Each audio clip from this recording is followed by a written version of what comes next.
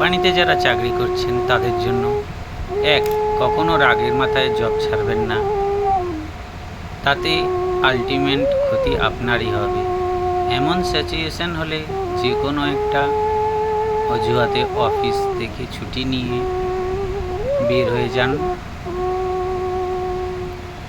নিজেকে সময় দিন, নিজের সাথে কথা বলুন, একা থাকুন, পার্কে বা কোনো নিরিবিলি জায়গায় বসে বাদাম বা ঝালমুড়ি খান বা কিছু, আর ভাবুন এই জবের টাকায় আপনি বা আপনার ফ্যামিলি চলে, বা ইভেন এই বাদাম খাওয়াও চলে। অতএব বন্ধুবান্ধব যতই থাকুক, কেউ মাস শেষে বেতনের টাকাটা তারা আপনাকে দেবে না বা দিতেও আসবে না। আশা করি আপনার মাথা ঠান্ডা হবে না। খুব তিতা সত্যি। একটা কথা বলি, শূন্যস্থান পূরণ হয়ে যায় দ্রুত, কারণ ভাত ছিটালে কাকের অভাব নেই এই শহরে। ঠিক তেমনি কখনো নিজের সামান্য সুবিধা বা লাভের জন্য অন্য কলিগের পিছিয়ে লাগবেন না,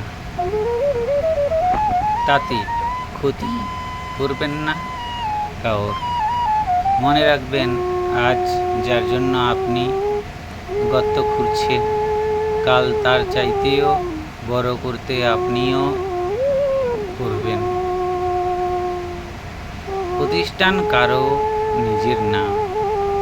আপনি এখানে আজ আছেন, কাল নাই।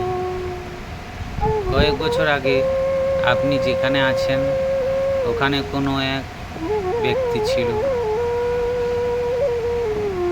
হয়তো কয়েক বছর পর আপনিও এখানে থাকবেন না, আপনার স্থানে অন্য কেউ দখল করে নেবে।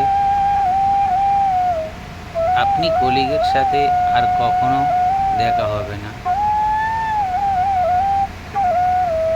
আবার যে যার স্থানে চলে যাবে, থেকে যাবে আপনাদের ভালোবাসা আর কিছু স্মৃতি। তাই কারোর মনে কষ্ট দিয়ে কথা বলবেন না।